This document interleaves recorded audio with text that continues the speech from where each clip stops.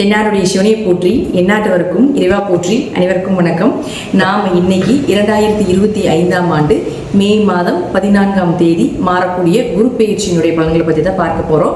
அதற்கு முன்னாடி நம்மளுடைய சேனலை சப்ஸ்கிரைப் பண்ணிக்கோங்க. மே மாதம் 14ஆம் தேதி குரு பகவான் ரிஷப ராசியிலிருந்து மிதுன ராசிக்கு பயிற்சி ஆகிறார். 5 ராசிகளுக்கு மிகப்பெரிய யோகத்தை வாரி வழங்க போறார். அதில் பார்த்துட்டிங்கன்னா உங்களுக்கு துலாம், தனுசு, கும்பம், ரிஷபம் மற்றும் சிம்மம் இந்த 5 ராசிகளுக்கு மிகப்பெரிய அதிர்ஷ்டங்களையும், மீதி இருக்கக்கூடிய ராசிகளுக்கு ஒரு மத்தியமமான ஒரு அமைப்பையும் நிச்சயமாக ஏற்படுத்தி கொடுப்பாரு அப்படிங்கிறது உண்மை. குரு அப்படின்னு சொல்லக்கூடியவர் முழுக்க முழுக்க அவர் ஒரு சுப கிரகம். யாருக்கும் பெரிய அளவுக்கு கெடுதலை செய்வதில்லை. 6ஆம் இடத்துல, 8ஆம் இடத்துல, 12ஆம் இடத்துல மறைந்தாலும் கூட ஒரு பிரச்சனைகளை கொடுத்து பின்பு நன்மைகளை கொடுப்பார் அப்படிங்கறத உண்மையை தவிர, குருவை பொறுத்த வரைக்கும் குரு பயிற்சி ஆகிறாரு அப்படின்னாலே அதீத நன்மைகளை தான் நமக்கு தரப்போகிறார் அப்படிங்கறத நம்ம மனசுல நினைச்சுக்கணும். அடுத்தது பாருங்க, மிதுன ராசிக்கு மட்டும் என்ன பண்ணுவாருன்னா, உங்க ராசிக்குள்ள வரும் பொழுது உங்களுடைய கெட்டது எல்லாத்தையுமே விலக்கி, கெட்ட சேர்க்கைகள், கெட்ட நண்பர்கள், கெட்ட தொடர்புகள் எல்லாத்தையுமே விலக்கி உங்களுக்கு நன்மைகளை மட்டுமே பெற்றுக் கொடுப்பார் அப்படிங்கிறது தான் இந்த குரு பயிற்சியினுடைய முழு பலன் ஆகும். அதே போல குரு ஒரு இடத்துக்கு மாறும் பொழுது அந்த வீட்டினுடைய அந்த கிரக நிலைகள், அது மட்டும் இல்லாம அந்த துறைகள் எல்லாமே புகழடையும், பெயர் வாங்கும். அதே போல அதுல இருக்கக்கூடிய திறமைகள் மூலமாக பரிசுகளும் பாராட்டுகளும் கிடைக்கும் அப்படிங்கறத பாத்துக்கலாம். ஜாதகத்துல உங்க ஜாதகம் எப்படி வேணா இருந்துட்டு போகலாம், என்ன தசாபுத்திகள் வேணா நடக்கலாம், என்ன மாதிரி விஷயங்கள் இருந்தாலும் கூட குரு மிதுன ராசிக்கு வரும் பொழுது புதன் சார்ந்த விஷயங்கள் எல்லாமே பிரபலம் அடைவீங்க அப்படிங்கறத உண்மை. அது நான் என்னென்ன துறைகள்னு சொல்றேன், அந்த துறைகள்ல நீங்க இருக்கீங்களா அப்படிங்கறத பாருங்க. அதுல கல்வித்துறை, ஸ்கூல் சம்பந்தப்பட்ட விஷயங்கள், இன்ஸ்டிடியூட் சம்பந்தப்பட்டது, காலேஜ் சம்பந்தப்பட்ட கல்வித்துறைகள் அனைத்துமே பிரபலமாகும். தபால் துறை, தகவல் தொடர்பு துறைகள், சுற்றுலாத்துறை, போக்குவரத்து துறை, கம்ப்யூட்டர் சார்ந்த துறைகள், பினான்ஸ் சம்பந்தப்பட்டது, ஐடி துறை சம்பந்தப்பட்டது, புதிய புதிய கண்டுபிடிப்புகள் சம்பந்தப்பட்டது, ஜோதிடம், ஆன்மீகம் சம்பந்தப்பட்டது, கலைகள் சம்பந்தப்பட்டது, அதிலே கலைகளிலும் முக்கியமானது நகைச்சுவைகள் சம்பந்தப்பட்டது, திருநங்கைகள் சம்பந்தப்பட்டது, இது எல்லா துறையிலும் இருக்கக்கூடியவர்களும் பிரபலம் ஆவாங்க. அதே போல இந்த துறையில் இருக்கக்கூடியவர்களுடைய வீட்லையும் சுப நிகழ்ச்சிகள், திருமணம் சார்ந்த விஷயங்கள், நீங்க என்னெல்லாம் சக்சஸ் பண்ணணும், டிரான்ஸ்பர் ஆகணும், என்ன மாதிரி நீங்க உங்களுக்கு சாதகமான ஒரு நற்பலன்கள் வேண்டும் அப்படின்னு நினைக்கிறீங்களோ அதெல்லாமே நடக்கும். இது குறிப்பிட்டு துலாம், தனுசு, கும்பம், ரிஷபம், சிம்மம் அப்படின்னு இருக்கக்கூடிய ராசிகளாக இருந்தால் இன்னும் நான் சொல்வதை விட மிகுந்த நற்பலன்கள் அப்படிங்கிறது நிச்சயமாக கிடைக்கும் அப்படிங்கிறதுல மாற்றுக்கிறதே கிடையாது. அடுத்தது இது சார்ந்த துறைகள் மட்டும் இல்லாம இந்த ராசியில் இருக்கக்கூடிய உங்க ஜாதகத்தை எடுத்து பார்த்தீங்கன்னாலே தெரியும். உங்க ராசியில நான் சொன்ன 5 கட்டத்திற்குள்ள எந்த கிரகங்கள் இருந்தாலும் அந்த கிரகங்களுக்கு உண்டான வளர்ச்சியும் நிச்சயமாக கிடைக்கும். அது நான் என்னென்ன அப்படிங்கிறத நான் சொல்ல போறேன். இப்போ முதல்ல குரு ஒரு இடத்தில் இருந்தால் என்ன பலன்களை கொடுப்பார், அவர்களுடைய பார்வைக்கு என்ன பலன் அப்படிங்கிறதை பார்க்கலாம். அடுத்தது அந்த கிரக நிலைகளுக்கு என்ன பலன் அப்படிங்கிறதை பார்க்கலாம். நாம எல்லாரும் கேட்டதற்கு இணங்க பரிகார வகுப்பு அப்படிங்கிறத நம்ம ஒன்று எடுத்துட்டு இருக்கிறோம். அது கீழே டிஸ்கிரிப்ஷன் பாக்ஸ்ல வாட்ஸ்அப் லிங்க் கொடுத்துருக்கிறோம். இது ரொம்ப எளிமையான விஷயங்கள், பொதுவான பரிகாரங்களாக, வழிபாடுகளாக இல்லாம அனைத்துமே கோவில் வழிபாடுகள், நீங்களே செய்து கொள்ளக்கூடிய ஒரு எளிமையான பரிகார வகுப்பு இது. இதுல 60க்கும் மேற்பட்ட நீங்களே தெரிந்து கொண்டு எளிமையாக செய்யக்கூடிய ஒரு விஷயங்களாக இருக்கும். இது ஜோதிடர்களுக்கு உண்டான சூட்சமமான பரிகார வகுப்பு. இதை நான் இப்போ உங்களுக்கு தரப்போற விருப்பம் இருக்கக்கூடியவர்கள் கீழே இருக்கக்கூடிய வாட்ஸ்அப் லிங்க்ல ஜாயின் பண்ணிக்கோங்க. இப்ப நாம ஒவ்வொரு ராசிக்கும் இந்த குரு பயிற்சி மூலமாக என்னென்ன நடக்கும் அப்படிங்கறத நம்ம பார்க்கலாம். விருச்சிக ராசிக்குண்டான குரு பகவானுடைய பயிற்சி பலன்களை பத்தி பார்க்கலாம். விருச்சிக ராசியை பொறுத்த வரைக்கும் பாத்துட்டீங்கன்னா 2 மற்றும் 5ஆம் அதிபதியாக இருக்கக்கூடிய குரு உங்களுக்கு 8ஆம் வீட்டுக்கு வருகிறார். குரு எங்களுக்கு 8ல மறையுதேங்க, அப்ப நல்லது இல்லையா அப்படிங்கறதுல ஒரு விதிகள் உண்டு. 8ல மறையும் போது கொஞ்சம் பண இழப்புகள் இருக்கும், கொஞ்சம் நகை ஏதாவது அடமானத்தில் வைக்கிற மாதிரி இருக்கும், அல்லது ஏதாவது நகைகள் தொலைறதுக்கு உண்டான வாய்ப்பு, ஒரு சின்ன கெட்ட பேர் அப்படிங்கறதும் விதி. ஆனால் உங்க ராசிக்கு யார் அவர், இது லக்னத்துக்கும் கன்வெர்ட் பண்ணிக்கலாம், ராசிக்கும் கன்வெர்ட் பண்ணிக்கலாம். உங்க ராசிக்கு குரு பகவான் 2 மற்றும் 5ஆம் அதிபதி. அப்ப 2ஆம் அதிபதி போய் 8ல உட்கார்றாரு. அப்ப 2, 8 தாங்க மறைமுகமான பணம். 2ஆம் இடத்த அதிபதி 8க்கு போகும் பொழுது நேரா அது 2ஆம் இடத்தை பார்க்குது. அப்போ 2, 8, 5ங்கிறது அதிர்ஷ்டம்னு சொல்றோம். அப்ப அந்த 5ஆம் இடமும் தொடர்பு ஏற்படும் பொழுது விருச்சிக ராசிக்காரர்களுக்கு பாருங்க, இந்த வருடம் குரு மூலமாக விபரீத ராஜயோகம் நிச்சயமாக உண்டு.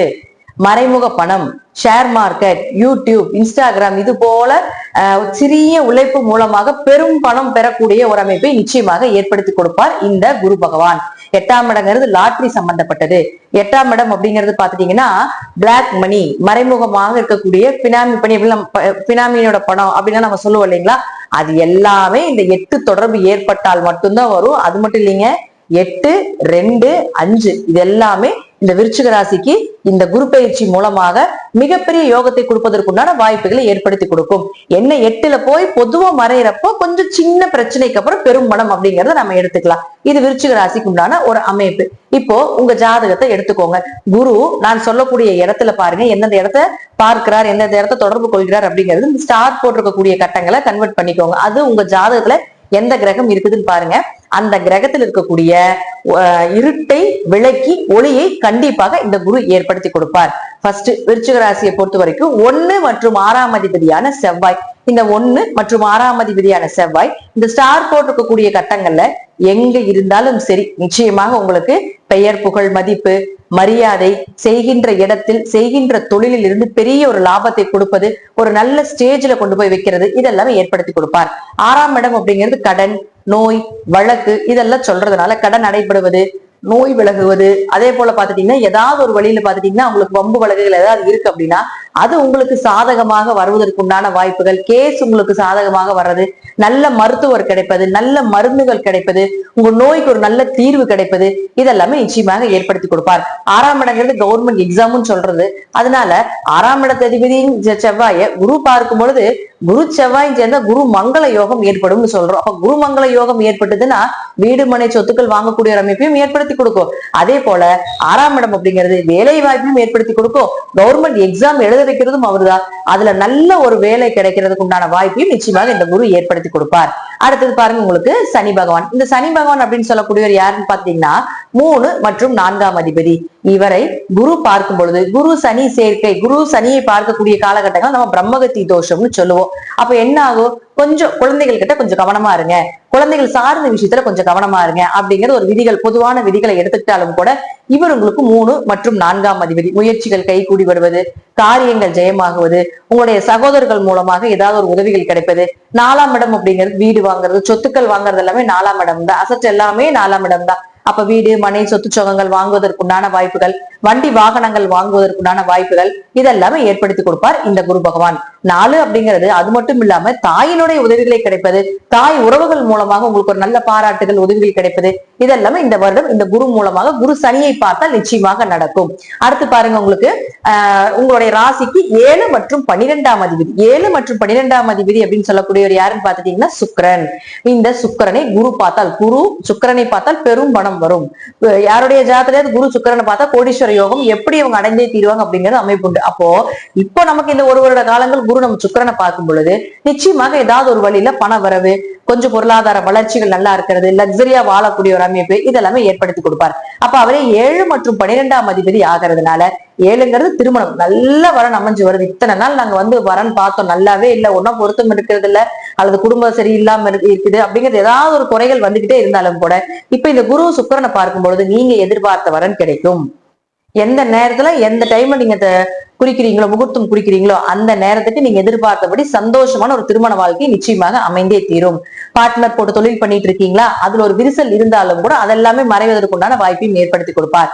12ஆம் இடம் அப்படிங்கிறது பாத்துட்டீங்கன்னா உயர்கல்வி, அதே போல வெளிநாடு வெளியூர் போய் படிக்கிறது, இம்போர்ட் எக்ஸ்போர்ட் பிசினஸ் பண்றதுக்கு உண்டான வாய்ப்புகள் இதெல்லாமே ஏற்படுத்தி கொடுப்பார். 12ங்கிறது நிம்மதியான உறக்கம்னு சொல்றோம், தூக்கம்னு சொல்றோம். அப்ப நிம்மதியான ஒரு தூக்கம் கிடைப்பது.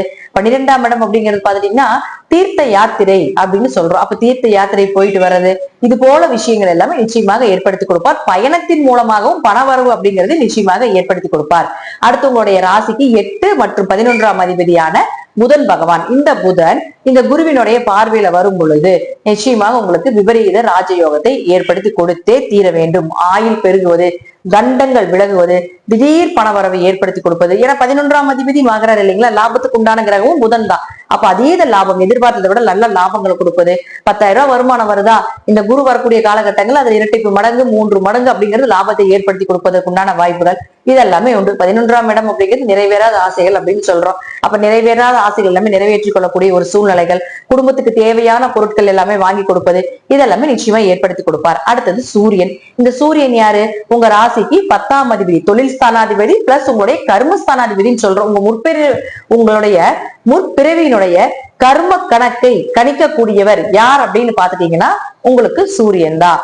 அப்போ இந்த குரு சூரியனை பார்த்தால் சிவராஜ யோகம் அப்படின்னு சொல்றோம். அப்ப சிவராஜ யோகம் எப்படி வேலை செய்யும் இந்த ஜாதகர்களுக்கு அப்படின்னு பாத்துட்டீங்கன்னா, கோவில் கட்டுறது, சிவன் கோவில் கட்டுவதற்கு உதவி பண்ணுவது, ஏதாவது கோவில் கட்டுமான பணிக்கு உதவிகள் செய்வது, எங்க போனாலும் பெயர் புகழோடு இருக்கிறது, ஆண் வாரிசு பிறப்பது, இது எல்லாமே சிவராஜ யோகத்தில் ஏற்படுத்தி கொடுப்பார் இந்த வருடம். இது பொது பலன். அப்போ இந்த குரு சூரியனை பார்க்கும் பொழுது தனிப்பட்ட ஜாதகத்தில் விருச்சிக ராசியை பொறுத்த வரைக்கும் பாத்துட்டீங்கன்னா, நிச்சயமாக உங்களுக்கு தொழில்ல நல்ல லாபங்கள், தொழில் வளர்ச்சி, புதிய தொழில் தொடங்குவது, தொழில் ரீதியாக பல நபர்களுடைய உதவிகள் கிடைப்பது, பல கிளைகள், பல பிரான்சஸ் அதிகப்படுத்துவது, இதெல்லாமே ஏற்படுத்தி கொடுப்பாரு. அது மட்டும் இல்லாம 10ஆம் இடம் அப்படிங்கிறது கர்மஸ்தானம்னு சொல்ல இல்லைங்களா?